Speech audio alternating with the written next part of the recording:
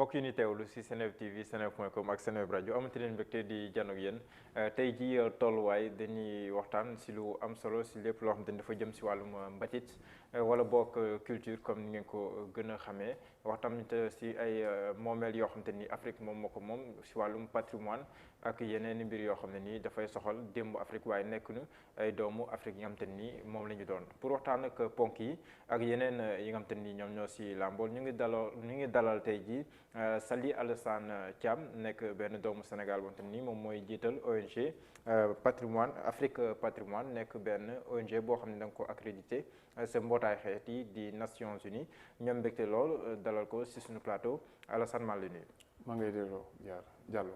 voilà donc plaisir la pour me recevoir la mais dañuy balaa ñu xuusandi dañuy ñëwaat tuuti si ONG bi nga xamante ni moom nga jiite. di Afrique patrimoine nekk benn ONG comme ni ma ko waxee sànq boo xamante ni da nga ko accrédité sa Nations Unies. ngeen nekk membre yi tamit conseil économique bu Nations Unies. conseil économique et social bu Nations Unies. tey jii ndax mën nga ñëwaat si ONG boobu lan moo ko tax a jóg. waaw ONG boobu ñoo ngi ko créé en 1975 c'est-à-dire que ci lañ ko créé. ONG boobu reconnaître nañ ko gouvernement Sénégal reconnaître ko en tant que ONG internationale non gouvernementale bi nga xamante ne nii am na pàcc ci àdduna bi yëpp reconnaître nañ ko ONG bi liggéeyam mooy tey dooleel culture africaine. kon yow ONG bi ngay jiite jamono ji moo la mag. ONG bi may jiite moo ma mag bi ñu koy créé juddooguma. d'accord léegi moom liggéey na depuis 1975 ak UNESCO pour dooleel patrimoine africain pour xool suñuy tabax ak suñuy moomeel nan la ñuy fexe ba dooleel ko préserver ko. loolu d'ailleurs suñu charte renaissance africaine bi nga xamante ne mooy. régir lépp li nga xamante ne nii mooy patrimoine ci Afrique ñun ONG boobu noonu ci charte boobu noonu ci la ñuy liggéey. donc ci li charte bu wax la ñuy liggéey donc tey loolu moo tax ñu liggéey nañ ci Afrique lu bëri liggéey nañ dans le cadre de la coopération internationale en Indonésie liggéey nañ ci Haïti liggéey nañ Mali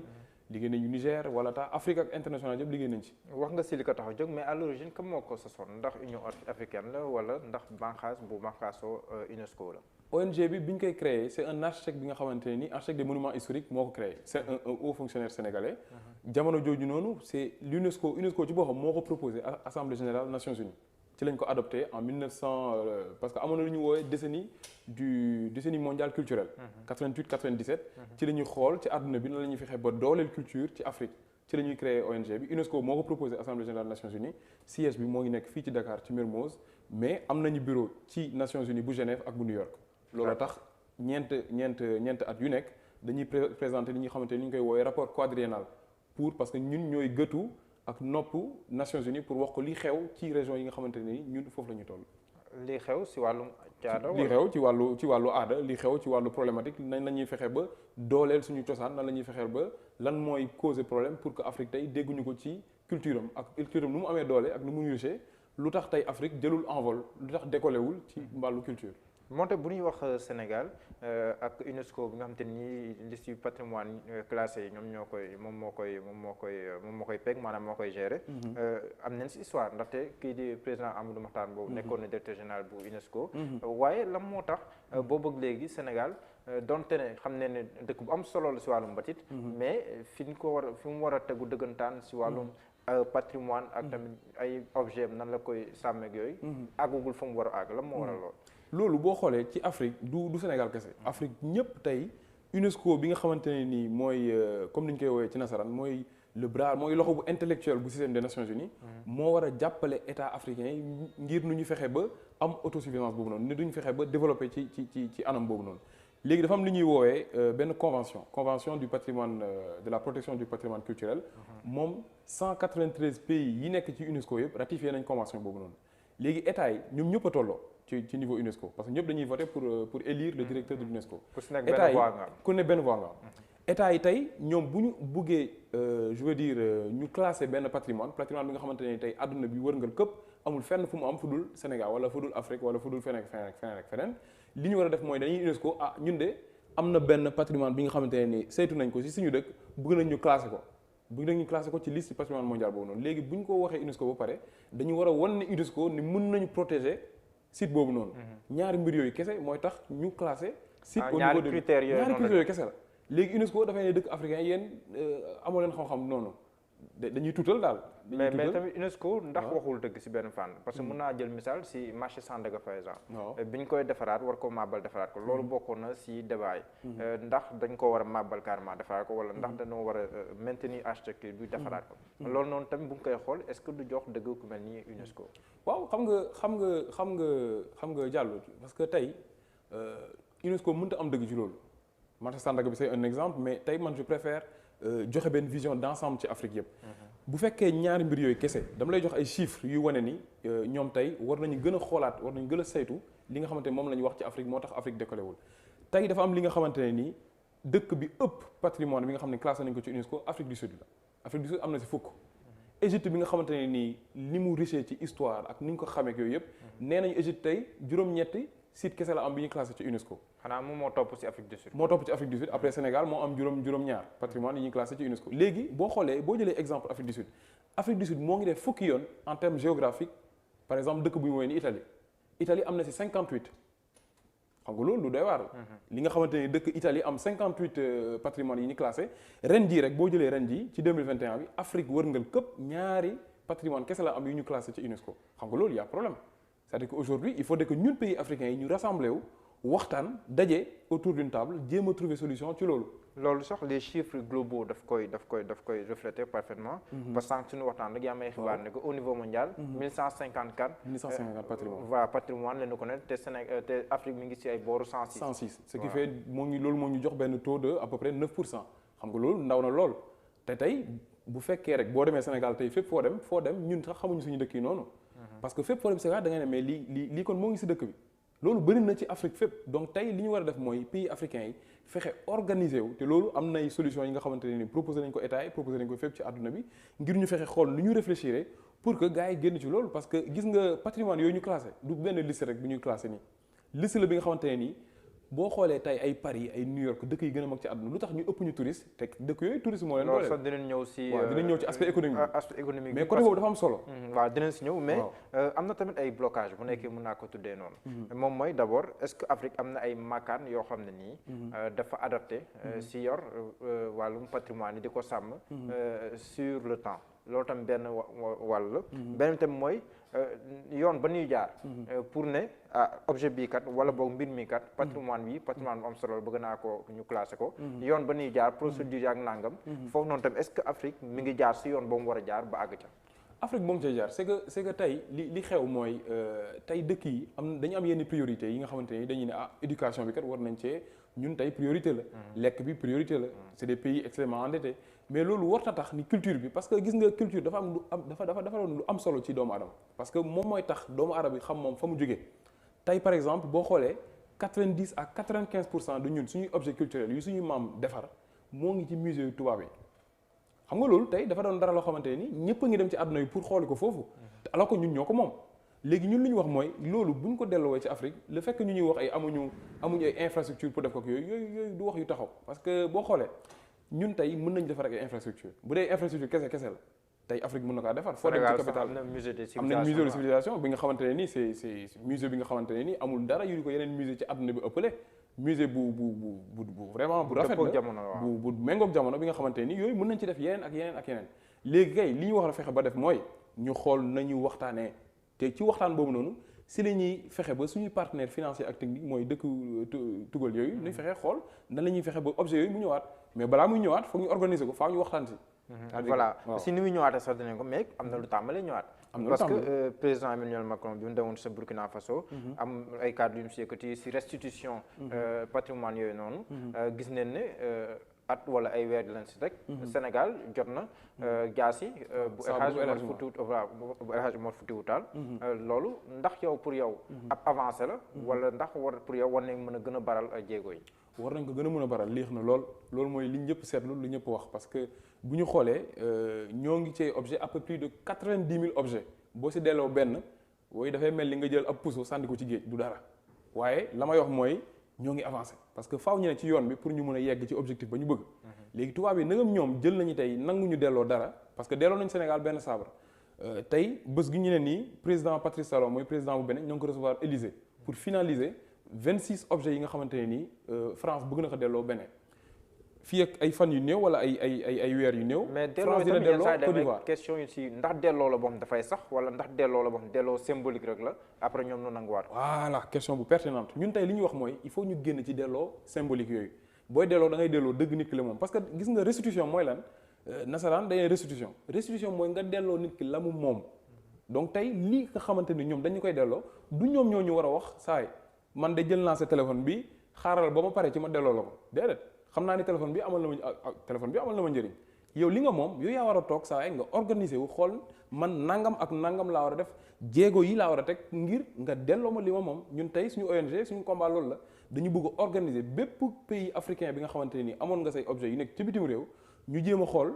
dajale société civile bi dajee des états africains ak états européens yi te loolu am nay jéego yu ñu ci jot a def am nay présidents yi ñu jot a gis ci àdduna bi gis nañu Nations Unies gis nañu UNESCO président africain yi ñu jot a waxtaanal léegi faaw ñu organiser wu toog waxtaan tant que waxtaanuñu du ñu mën a am lu tubaab bi di wax une vision générale de cette restitution tey benn dëkk dina jot parce que Allemagne bi Emmanuel Macron waxee 2017 dafa bëgg ñu dajale conditions yi tax ñu mën a restituer Allemagne moom septembre bii passé signé nañ convention ak Nigéria pour delloo ko une centaine d'objets xam kooku génn nañ ci restitution symbolique ñoo ngi ci vraie restitution donc tey li ñu bëgg moom mooy ñu xool parce que faudrait pas que ñu créer ay injustice après ci restitution bi ñëpp war a jotandoo seen i objet pour loolu pays africains yi foog ñu sensibiliser leen ñu waxtaan ak ñoom it ñi xam ne lii am na ay koppar yu mun dugal ci dëkk bi du sax ay objet kese léegi yaa ngi koy wax sànq mais si yan anam lañ ko war a defee aussi ndax loolu waxtaan am na si wala ndax waxtaan amagu si tey bu ñu xoolee dëkk bu ne dafay waxtaan ak jegeñaale moroomu dëkkam tey loolu moo am France moo ngi waxtaan ak Sénégal parce que am nañ li ñuy woowee relation bilatérale bu forte moo ngi waxtaan ak Côte d'Ivoire parce que war na delloo Côte d'Ivoire moo ngi waxtaan ak Bénin mais France yoreel na yeneen dëkk ay objets Belgique yoreel na Congo ay plus de 120 000 objets Allemagne yoreel na Nigéria ak yeneen dëkk léegi man ñun lu ñu wax ñun suñu ONG lu ñu wax mooy nañu fexe ba africains yépp dajaloo pays africains yi président africains yi ak société civile africaine bi woo ñooñu nga xamante ni ñooy président européens yi ñu xool sama gars yi kaa la ñu day ñu waxtaan ci biir waxtaan boobu la ñuy fexe ne Felwine Sarr mii di sénégalais ak Bénédicte Savoy benn universitaire bu nekk France Emmanuel Macron da leen santoon benn liggéey benn rapport bu am solo la parce que rapport boobu moo ñuy xaymal ñaata objet ci àdduna bi la tubaab bi yor ci ñun moo ne par exemple Belgique yoral na nangam ak nangam. bu nga xayma ñaata la ñu war a toll. tey ñun en tout cas li ñu France yoral mën na 90 000 objets France mooy li mu yoral Sénégal kese. li mu yoral non pas Sénégal li mu yoral Afrique. yoral mën na 90 000. Belgique yoral na Afrique lu mot 120 000 objets. Allemagne yoral na aussi c'est des centaines de milliers d'objets yi nga xamante ni yoral nañu ko léegi ñun la ñu wax mooy nañu fexe ba restitution boobu ñu organiser ko permettre ñun ñu tabax ay musées yi nga xamante ni ñooñu bu ñu ko delloowee parce que loolu dafay infrastructure la. mais infrastructure la mais tamit est-ce que amul leneen lu laxu si ginnaaw par exemple bu France delloowee la mu ñoral yëpp. Belgique def noonu mais ñoom est-ce que dinañ amati ay touristes yu ñëw foofu ngir xool. voilà est-ce que nekkul tamit loolu la ñuy sóoraale moo tax. ñuy teen defal tuuti. gis nga boo dégloo Sénat français le Sénat français bi Emmanuel Macron ne dafa bëgg a delloo objet yi Afrique mais gars yi dañ ko ne mais yow da nga dof li nga xamante ne tey mooy suñu sutura nga bëgg a jël ubbi boîte de Pandore bi jox ko ñi ñu jël ko mais kon ñun jeexal nañ tey les premiers protagonistes ñi nga xamante ne ñooy xeex Emmanuel Macron ci discours am boobu mooy le Sénat français mooy deuxième hémicycle bi nga xamante ne dañ fay voté ay lois yu am solo ci dëkk bi ñooñu dañuy ne du ci dal léegi ñoom li ñu proposé mooy nañuy def fexe ba am benn comité restreint boobu dëkk bu bëgg ñu restituer ko rek benn objet ngay wax ñu jël objet bi càmbar ko étudier ko waxtaan ci loolu ça va prendre 5 ans 10 ans xam nga loolu on parle de centaines de milliers d'objets bu fekkee objet bu ne dañ ko war a restituer bu ñu ko war a restituer faaw mu jaar Sénat ñu waxtaan ci ak nangam na loolu du dox léegi ñun africains ñoo war a jël suñu responsabilité jël suñu patrimoine suñu destin de notre patrimoine en main fexe xool nu mu ñëwaatee mais ñëwaat bi du doon ñëwaat force lépp ci waxtaan la jamono ju ñu toll nii dañuy dépasser ay xeex ak saaga tey ñii suñuy partenaire lañ mënuñu développer wu sans ñoom mënuñu dem sans ñun te loolu xam nañ ko parce que gis nga Diallo boo xoolee en 2050 xaaju population àdduna bi Afrique lay doon donc am nañu doole dëgg bi nga xamante ne dafa nar a ñëw léegi man la ma leen wax mooy tey am ngeen occasion pour waxtaan dee leen ñëw Afrique ñuy waxtaan ak ñun mooy forum patrimoine africain bi ñu bëgg organiser léegi bu ñu ci ñëwee ci la ñuy mën a waxtaan parce que en 2050 du ñu waxtaanati. mais yéen en tant que ONG. waaw est-ce que yéen saay seen loxo dina jote. par exemple yéen li ngeen di wax nii. ay décision la wax te ay état noo ko war a jël. donc yéen plaidoyer ngeen mën a def. sensibilisation ngeen mën a def. est-ce que seen loxo dina jote. si njiiti réew yi. parce que essentiellement bu nekkee fii Afrique ñoom ñooy li si ëpp solo ñoom ñoo koy def. xalaat bi si ñoom lay jig wala boog jëf ci. est-ce que njiiti réew yéen a ngi nas ay waxtaan ak ñoom. ak tam ñoom ñoom bu nekkee am na. nan la ñuy déggee li nga leen di wax ñoom. waaw gis nga wax question bu am solo nga posé gis nga tey rôle ONG wala rôle société civile dëgg mooy identifier ay problème wala xëy na par exemple lii problème la suñu dëkk te war nañ ci mun indi solution boo defee loolu ba pare da ngay fexe dem ñun mënoon nañu yem rek bind projet bi ne nangam kat problème la état Sénégal wala état africain rwandais et cetera lii la ñuy proposer pour solution ñun yemuñu ci am c'est-à-dire que bind problématique bi dañoo identifier problématique bi dem seeti ñi nga xamante ne ni ñoo nekk ci sujet bi ba pare dem uti ñu financer projet bi donc tey ndam la ci Sénégal ndam la ci bépp dëkk africain bi nga xamante ne ni yaa ngi nar a organiser événement bu rëyee nii bi nga xamante ne ni bépp président africain dina ñëw sa dëkk ñu dégg sa dëkk ci lu positif ñu dégg sa dëkk ci li nga xamante ne ni mooy suxat culture am parce que exemple ngay doon après ci Afrique yaay doon premier dëkk bu ko def Sénégal Léopold Sédar Senghor naam defoon na ko li ñuy woowee FESMAN en 1966 mooy première action politico-culturelle bi mu def donc tey ñun li ñu bëgg mooy Afrique amaat dynamique boobu noonu Afrique amaat c'est-à-dire que repère yooyu parce que loolu gis nga moo tax tey ñu nekk en perte de vitesse ci affaire yu bëri suñu ndaw yi foog ni leneen mooy réalité alors que ñun on a une richesse extraordinaire ci suñu dëkk. mais ndax njiitu réew ñu leen di dégg. waaw njiitu réew yi xam nga aussi njiitu réew yi ñun dañuy def effort pour expliquer leen lan lañ ci mën a gagner yaakaar nañ ci mën a am parce que du moment où pour man gis nga tubaab bi dafay ne dafa am dara lu nekk ci persévérance li nga xamante ne ni dafay forcer destin tey ñun on est convaincu dañu am yaqin ni li ñuy def nii amal na njëriñ Afrique te reconnaître nañ ko ci àdduna bi léegi li ñu mën ñëw mooy ñëw ci pays africains yi am nay chef d'état yi ñu woo yi nga xamante ne ni tey bi ñu defee suñu plaidoyer def nañ fépp ci àdduna bi woon nañ ñu tey xam naa ne dinañ kontaan lool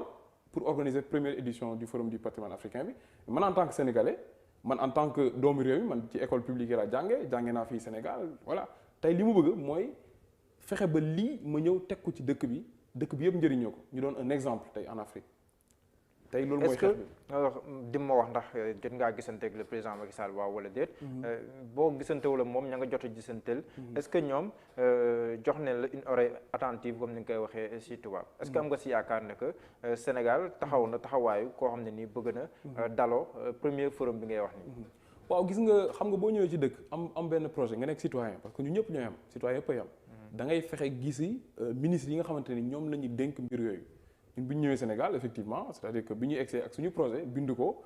càmbar ko c'est-à-dire que def ci xam-xam bu profonde di gis dem nañ gis ministre yi nga xamante ñooy ministre de tutelle yi toppatoo loolu expliqué nañ leen loolu wax nañ leen lan la Sénégal mën a am te na am nangu nañ ko comprendre nañ ni lii projet bi nga xamante ni dëgg kat lii bu ñu ko gisee bu ñu ko defee Sénégal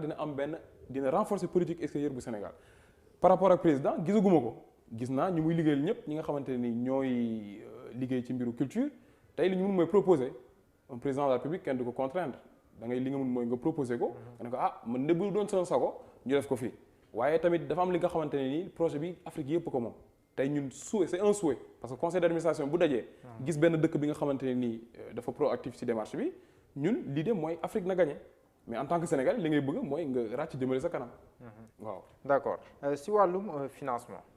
parce que mbir tamit yi sànq yaa ngi koy junj financement ñan nooy financer mbir mi. waaw gis nga xam nga projet bi particulièrement dafa am ñi nga xamante ne nii ñooy suñuy partenaires historiques à bien des égards ci anam yu bëri tey partenaires yi nga xamante ni war nañ liggéey ak ñoom yooyu notamment question bi parce que question bi dafa dajale Union européenne ak Union africaine. d'accord donc pays Union africaine yi ñoom ñoo war a dajaloo pour ñu fexe nañ ko financer Union européenne aussi dafa doon li nga xamante ni am na fonds bi ñuy woowee fonds Union européenne Union africaine c'est-à-dire que loolu fonds boobu pour participer à financer li nga projet yi nga xamante ni dañ koy def Afrique loolu war nañ ci dugal seen loxo parce que dafay renforcer suñuy diggante parce que ëllëg dinañu soxla lool bu loolu jàllee am nay mission yi nga xamante ne nii c'est comme ay agence française de développement ay yeneen entités yi nga xamante ne ni ñoo ngi fii pour renforcer développement wu dëkk yi ñooñu dañ leen seeti. mais pays africains yi ñoom duñu participer. pays africains dañuy participer parce que ñoo koy organiser notamment bien sûr pays africains yi ñoom ñooy les premiers participants. ñoom ñooy parce que li jubluwaay laaj boobu mooy. bu nekkee ne mbir mi jubluwaay mooy le patrimoine africain dellu si Afrique. bu nekkee ne ñasa yi gën a def seen koom. mooy waa biti réew. loolu tam est-ce que du poser problème. non c'est-à-dire que waxuma ñi koy financer yëpp xam nga loolu évidence la bu fekkee ñëw nga ci dëkk nga war a organiser lu toll noonu yu yaay doon pays hôte yu yaay gën a investir yaa ci gën a dugal sa koppar wala accompagnement wala ressources humaines ak yooyu dëkk yii di organiser ñoom ñooy d'abord les premiers investisseurs parce que ñun suñu liggéey mooy lan mooy expliquer leen gis nga lii de boo leen ko defee di ngeen am tel et tel retombée économique donc dëkk yi ñun li ñu war a def mooy sensibiliser leen wan leen benn relation wala un fil conducteur bu leen di permettre di wan leen ni lii am na koppar dëgg-dëgg gu si ne te création d'emploi yi ngeen di wax emploi des jeunes et cetera jeunes yi mën nañ ci gis seen bopp. lan mooy jubluwaayu forum boobu nga wax. alors jubluwaayu forum bi ñaari problématique la soulevé nañ ko waxtaan nañ ci. problématique bu njëkk bi mooy ñu fexe ba ñun ci liste boobu nga xamante ne mooy liste du patrimoine mondial de l'UNESCO ñu fexe ba Afrique gën ci peser tey 9% la ñuy peser ci liste boobu noonu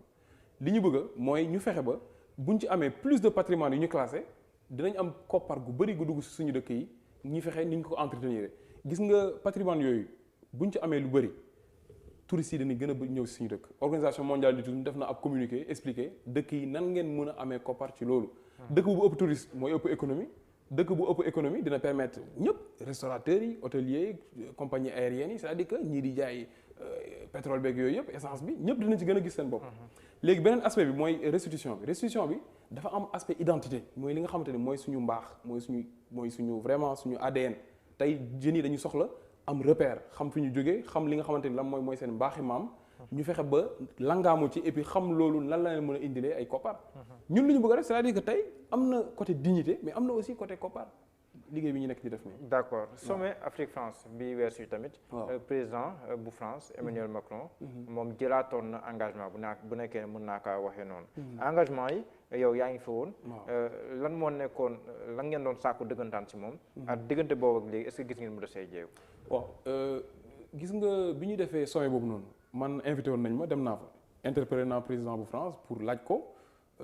négam sommet bu tay bi c'est pour xayma discours bu bilan bi mu defoon ca Ouagadougou lu tax waxuñu ci question restitution bi ci laa ko nag profité expliquer ko man sama projet bi ma bëgg a def ci Afrique suñu ONG projet bi mu bëgg a def et puis mu gis ni c'est-à-dire que loolu amal na ko solo te ànd nag moom li mu bëgg a def Afrique mu ne moom dina si doon suñu ambassadeur au niveau de l'UNESCO te dina porter sujet bi 2 semaines après ñu invité ma benn événement bi nga xamante ni mooy objet bi parce que il y a 2 semaines de cela am na événement bu ñu organisé pour restituer dëkk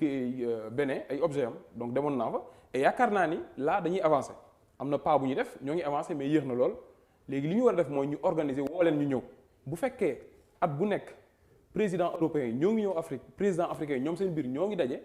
c'est-à-dire que loolu dafa mun créer ay synergie dina tax ñu gën a xamante suñu biir dina tax pays européens yi xam réalité yi nekk suñu dëkk te ñun plus ñuy développer suñu culture plus ñu gën di mën a développer wu. am na tamit peut-être fenn foo xam ne nii moom mooy tax mbir mi ni nga ko war a porté wu ni ko. mooy engagement citoyen yi nga xamante ni moom moo si war a am. population yi ni engouement bi ñu war a wane si loolu. loolu mel na ni lu tumranke la. est-ce que nekkul looloo tax tamit mbir yi tardé parce que. bu askan bi yëpp jógoon tey. ñu def benn manifestation tey. ne dañoo bëgg suñu moomeel ñu delloo ñu ko. loolu dina doon mettre la pression sur les décideurs. te loolu noonu c'est quasi absent. loolu tamit désintéressement boobu entre est-ce que nekkul moom mooy gën a yéexal mbir yi. dëgg la li nga wax dëgg la c'est-à-dire que moo tax tey ñuy def exercice yi ñuy nekk di def moo tax c'est-à-dire que ñu dem fépp ci àdduna bi déjà di expliquer ñu war a participer ci loolu ba pare ñu ñëw fii di plateau yi di wax ak yéen parce que je pense que médias yi aussi am na rôle bu am solo bu ñu ci war a mën a jouer tey li war a yee xelu nit ñi li war a tàggat nit ñi ci xel ci xam-xam médias yi war nañ ci gën a participer c'est-à-dire que tey il faut ñu créer ay exemples yu bees parce que ni ñuy doxee nii ñu nekk di doxee nii gars yi war nañ gën a mën a jàppale suñu ndaw yi pour wax leen la ñu moom pour wax leen seen valeur pour wax leen li nga xamante ni war nañ ko mën a def donc effectivement war nañ gën a mën a sensibiliser et je pense que bu ñu amee collaboration ak médias yi nga xamante ni ñooy jàppale pour jàllale information yi jeunes yi dinañ gën a xam li xew dinañ gën a xam la ban rôle la seen patrimoine am ci ñoom dinañ xam aussi seen maam yi ban valeur la ñu amoon parce que suñu maam yi duñu ay n'importe qui ñoo def li nga xamante ne tey adduna bi yëpp a ngi dem ci réew tugal yi pour seetaan ko. mais gis nañ aussi am na ba tey ñuy nuri benn complexe. si li ñu doon si seen der bu ñuul ak nangam. loolu pour yow ndax lii moo sooke loolu. maanaam ñàkk xam suñu bopp bi. wala ndax pour yow dafa am yeneen yu ko waral. waaw loolu la gis nga pour man yooyu yëpp benn ensemble waaye tey pour fexe ba loolu dëñ mënuñu ñëw damati lii xew ba pare il faut ñu def une contre-proposition. wan jeunes yi ni am na beneen exemple de paradigme am na leneen li nga xamante ne yoon boobu bu ñu ko jëlee dinañ gën a xam seen bopp te gën a xam sa bopp mooy aussi nga jàng ko mooy ñu la koy wax mooy ngay gis ay nit yi nga xamante ne nii ci sa xeet la ñu bokk ci sa dëkk la ñu bokk ci sa koñ la ñu bokk ñoo ngi dem di teg jéego yi nga xamante ne nii tax na manqué ñu respecté seen bopp ñoo ngi gën a gëm seen der bu ñuul ñoo ngi def ay jéego yi nga xamante amuñu benn complexe pour waxtaan ak benn président ci àdduna bi tey man c'est-à-dire que dama ñëw pour waxtaan ak samay frères ak samay sœurs parce que maa ngi dem fépp ci àdduna bi di waxtaan ak président yi di waxtaan ak chef d'État yi di waxtaan ak les décideurs mais ñooñu bu fekkee li may def peuple bi laa koy defal bu fekkee li may def samay frères ak samay sœurs laa koy defal tey foog mu ñëw di waxtaan ak ñoom donc je pense que ñun ñëpp tey war nañ di mën a ñëw di waxtaan nii ci wolof di waxtaan ci tukulóor di waxtaan ci bambara ci soose et cetera pour que ñi nga xamante ne ñoom la ñu bëgg a liggéeyal xam li ñuy dox. d'accord mooy implication communauté locale. si beneen fànn. gis nañ fi prix Goncourt bi nga xamante ni moom lañ génn ab sénégalais moom moo ko jël. di Mohamed Mbougar Sarr. en tant que sénégalais. ab sénégalais ñu koy tudd si loolu mu jël ko si ñu bëri di ko kañ si àdduna bi yow nan nga koo gisee. waaw gis nga xam nga man dama doon patriote man bépp sénégalais bu ma gis ci àdduna bi damay tukki fépp ci àdduna bi. te da ngay daje ak sénégalais yi dañu am ay talent yu extraordinaire bu fépp bu ma gis ñu tudd sénégalais ñu jox ko raaya da nga ciy kontaan mooy kontaan bi may am ci loolu. donc loo mënoo lu dul félicité mënoo lu dul am sentiment de fierté ci loolu parce que loolu xam-xam la aussi. parce que mën bind du dara li nga xamante ne nii dafa. ba pare si wàllum culture la. waaw ci wàllum culture la donc tey li ñu mën lu dul félicité ko lu dul kontaan ci prix boobu moo am et puis ñaan yàlla aussi mu am ay retombées yu positives ci suñu dëkk donc loolu la ñuy xaar. polémique bi si juddu yëpp ndax comprendre nga ko. bon xam nga man aussi lu tubaab bi wax je me méfie de me mettre dans le jury de thèse de quelqu'un bi nga xamante ne nii xaw ma la mu bind. c'est-à-dire xaw ma ko li ma xam mooy tey gis naa ñu jox ko raaya te du raaya gu ndaw li ma mën mooy à mon humble avis féliciter ko et puis xam ni lii lu am solo la te dégg nañ suñu dëkk tey àdduna bi yëpp di ko en termes de visibilité lu am solo la maintenant du ma dugg ci détails yooyu parce que liiruma ko pour être honnête avec moi-même et être en phase ak samay principes. mais di nga ko lire. dinaa ko lire bien sûr. parce que xam-xam dafa am solo et puis foog ñu gëstu foog nga xam nit ku nekk li mu bind nga xam li nga d'accord ak moom ak li nga d'accordul ak moom. yow am na tamit su la nominé. mu ne la may nga wax si. parce que aussi beneen fànn la boo xam te ne aussi ay doomu Sénégal lañ siy tudd. ku mel ni yow. waaw gis nga combat bi may mëne nii moo tax y a quelques mois de cela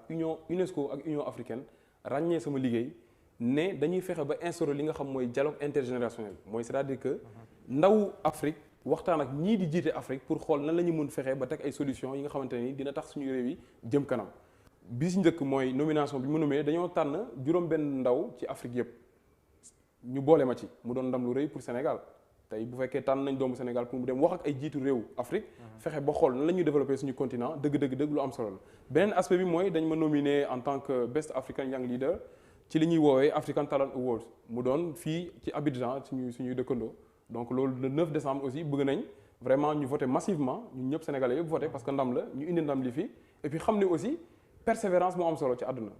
jeunes yi tant que ñoo ngi persévérer li ñuy def dinañ leen reconnaître parce que xam-xam lépp ku wéeru ci xam-xam rek perto lépp li ngay def boo ko wéeru ci xam-xam